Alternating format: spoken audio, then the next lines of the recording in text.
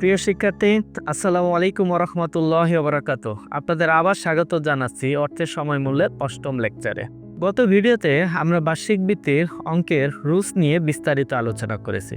আজ আমরা বার্ষিক ভিত্তির বিভিন্ন উদাহরণ পড়ব ইনশাআল্লাহ। তবে আজকের লেকচারটি ভালোভাবে বোঝার জন্য পূর্বের লেকচারগুলো আগে ভালো করে দেখতে হবে। বিশেষ করে গত লেকচারটা অবশ্যই ভালোভাবে মুখস্থ থাকতে হবে। আসুন আমরা আগের লেকচারটা একটু রিভিউ করি।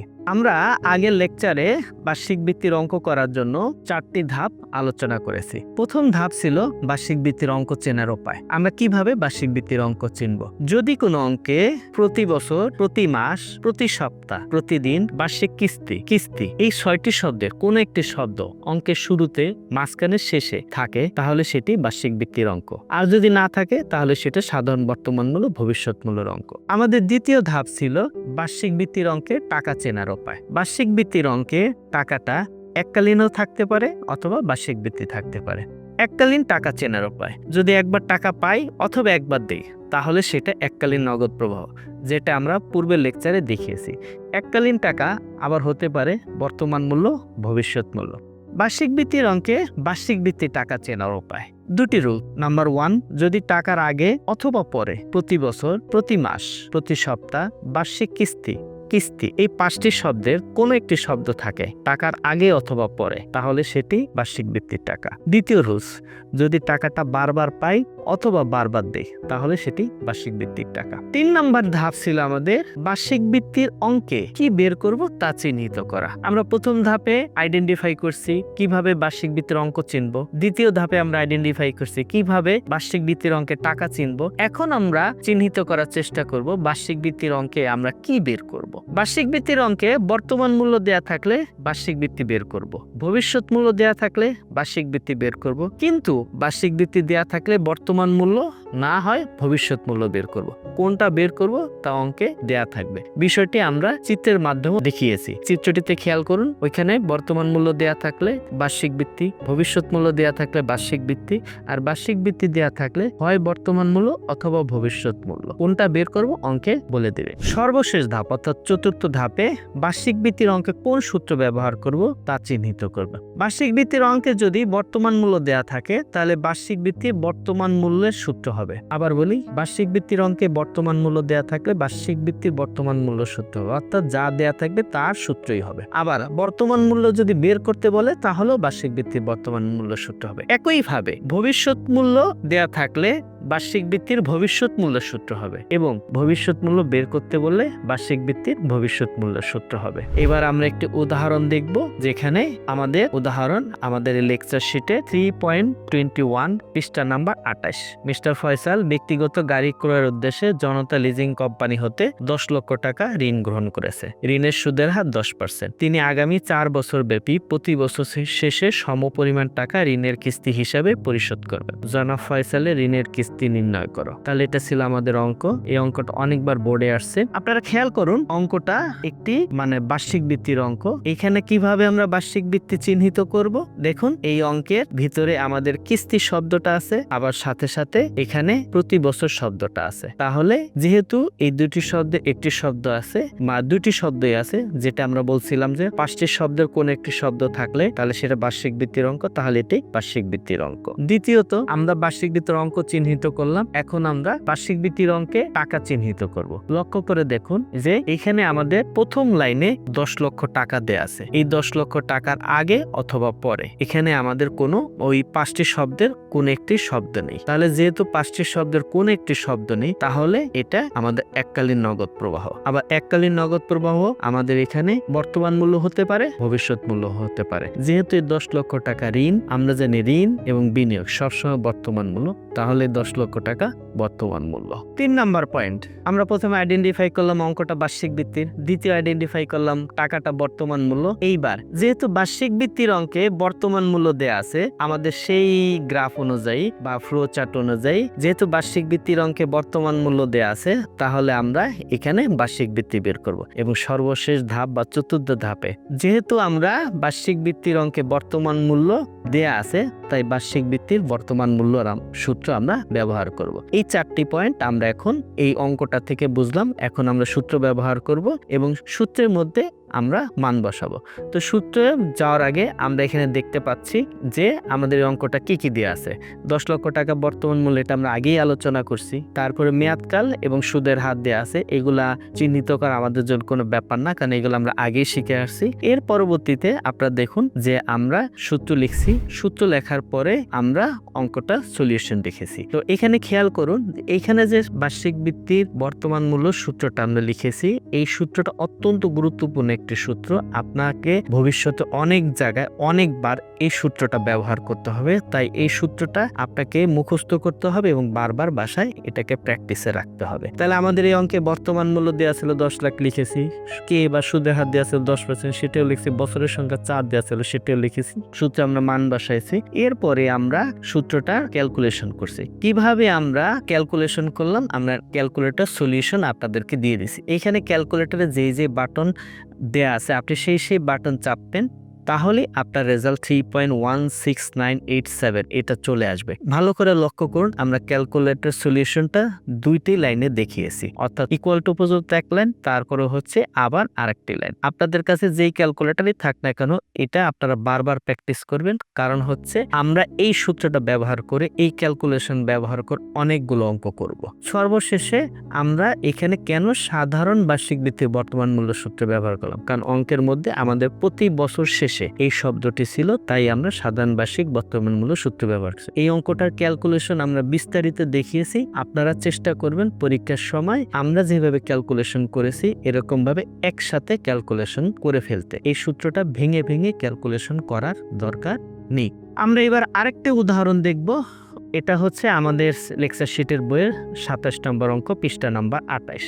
জনাব কামাল পূবালী ব্যাংকে একটি সঞ্চয় হিসাবে সঞ্চয় স্কিমে 10% সুদে আগামী 10 বছর পর্যন্ত প্রত্যেক বছর শেষে 10,000 টাকা করে জমা রাখার সিদ্ধান্ত নেন। 10 বছর পর জনাব কামাল কত টাকা পাবেন? তাহলে এই অঙ্কটা একটা বার্ষিক ভিত্তির অঙ্ক, কারণ হচ্ছে এখানে প্রত্যেক বছর বা প্রতি বছর শব্দটা আছে, তাহলে এটা আমাদের প্রথম ধাপ। দ্বিতীয় ধাপ 10,000 টাকা বার্ষিক ভিত্তির টাকা, কারণ টাকার আগে প্রত্যেক বছর শেষে বা প্রতি বছর কথাটা আছে, তাই এটি বার্ষিক ভিত্তির টাকা। যেহেতু এখানে আমাদের বার্ষিক ভিত্তির টাকা দেওয়া আছে, তাহলে হয় বর্তমান মূল্য বের করবো অথবা ভবিষ্যৎ মূল্য করবো। অঙ্কের শেষ লাইনে আমাকে বলছে 10 বছর পর কত টাকা পাবে, অর্থাৎ ভবিষ্যতে কত টাকা পাবে, তাই আমরা এখানে ভবিষ্যৎ মূল্য বের করবো। এবং সর্বশেষ ধাপ, যেহেতু আমরা ভবিষ্যৎ মূল্য বের করব, তাই আমরা বার্ষিক ভিত্তির ভবিষ্যৎ মূল্যের সূত্র লিখবো। তাহলে আপনারা যখন অঙ্ক করবেন এরকম ভাবে বার্ষিক ভিত্তির অঙ্কে 4টা ধাপ ফলো করে, অনুসরণ করে আপনারা আইডেন্টিফাই করার চেষ্টা করবেন। এরপরে আমরা দেখিয়েছি যে এই অঙ্কটার মধ্যে আসলে কি কি দেয়া আছে। আমাদের বার্ষিক ভিত্তির টাকা, যেটাকে আমরা কিস্তির টাকা বলতেছি, সেটাকে আমরা ইংলিশে অ্যানুইটি বলি, সংক্ষেপে বড় হাতের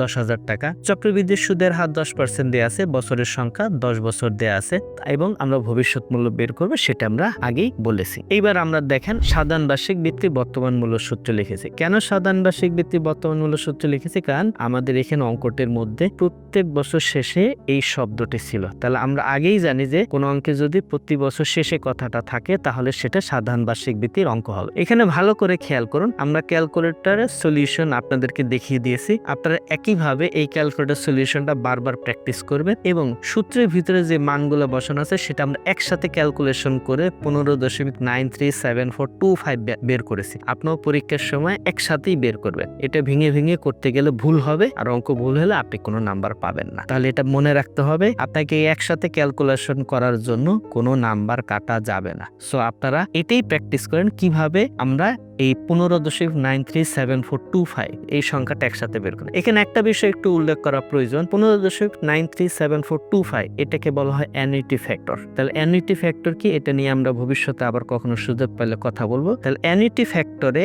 আপনাকে মনে রাখতে হবে দশমিকের পরে সবসময় 5 ঘর। অ্যানুইটি ফ্যাক্টরে দশমিকের পরে 5 ঘর, এটা আমরা আগেও আলোচনা করেছিলাম আমাদের পূর্ববর্তী কোনো লেকচারে। এবার আমরা আরেকটা উদাহরণ দেখি। এই উদাহরণটি হচ্ছে আমাদের বইয়ের 28 নম্বর পৃষ্ঠার 27 নম্বর উদাহরণ। জনাব রাকিব 5 বছর পর 60,000 টাকা দামের একটি ল্যাপটপ ক্রয়ের জন্য প্রতি বছর একটি নির্দিষ্ট পরিমাণ টাকা জমা রাখতে চান। বার্ষিক সুদের হার 10%। জনাব রাকিবকে ব্যাংকে প্রতি বছর কত টাকা রাখতে হবে তা নির্ণয় করো। তাহলে এই অঙ্কটা আমরা প্রথমে চিহ্নিত করবো, এটা কি সাধারণ বর্তমান মূল্য, ভবিষ্যৎ মূল্য, নাকি বার্ষিক ভিত্তির অঙ্ক। তাহলে এই অঙ্কে আমরা দেখতে পাচ্ছি প্রতি বছর শব্দটা আছে শেষ লাইনে। তাহলে যেহেতু প্রতি বছর শব্দটা আছে, তাহলে এটি বার্ষিক ভিত্তির অঙ্ক।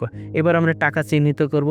৬০,০০০ টাকার আগে পরে ওই ৫টি শব্দের কোনো শব্দ নেই, তাহলে এই ৬০,০০০ টাকা আছে এককালীন। তাহলে এককালীন আবার হতে পারে বর্তমান মূল্য, ভবিষ্যৎ মূল্য। যেহেতু রাকিব ৫ বছর পরে ল্যাপটপটা কিনবে, তাহলে ৬০,০০০ টাকা তার এখন পকেট থেকে যাচ্ছে না, অর্থাৎ আজ তার আর্থিক অবস্থার পরিবর্তন হচ্ছে না, তাই এই ৬০,০০০ টাকা হচ্ছে ভবিষ্যৎ মূল্য। ৩ নম্বর ধাপ বা ৩ নম্বর পয়েন্ট ছিল, যেহেতু আমাদের এখানে ভবিষ্যৎ মূল্য দেয়া আছে, তাহলে অঙ্কটা বার্ষিক ভিত্তি, তাহলে আমরা এখানে বার্ষিক ভিত্তি বের করব, যেটা আমরা ফ্লো চার্ট বা চিত্রের মাধ্যমে দেখিয়েছিলাম। সর্বশেষ পয়েন্ট, যেহেতু ভবিষ্যৎ মূল্য দেয়া আছে, তাই বার্ষিক ভিত্তির ভবিষ্যৎ মূল্যের সূত্র ব্যবহার করতে হবে। তাহলে আমরা আবার 4টা পয়েন্ট দেখলাম।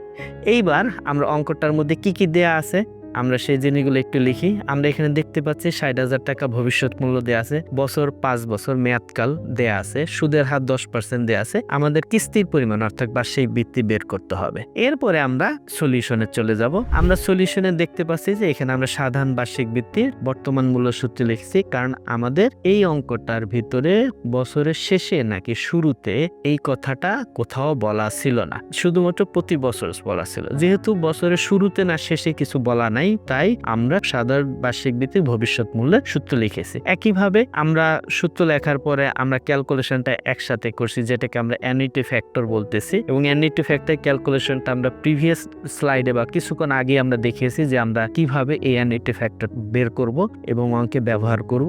আপনারা এই অ্যানুইটি ফ্যাক্টর ক্যালকুলেশনটা বারবার করে নিজেদেরকে এই ক্যালকুলেশনে দক্ষ করে নেবেন। এইবার আমরা আরেকটি উদাহরণ দেখি। এটা হচ্ছে আমাদের লেকচার শিটের বইয়ের 22 নম্বর উদাহরণ, পৃষ্ঠা নাম্বার 28।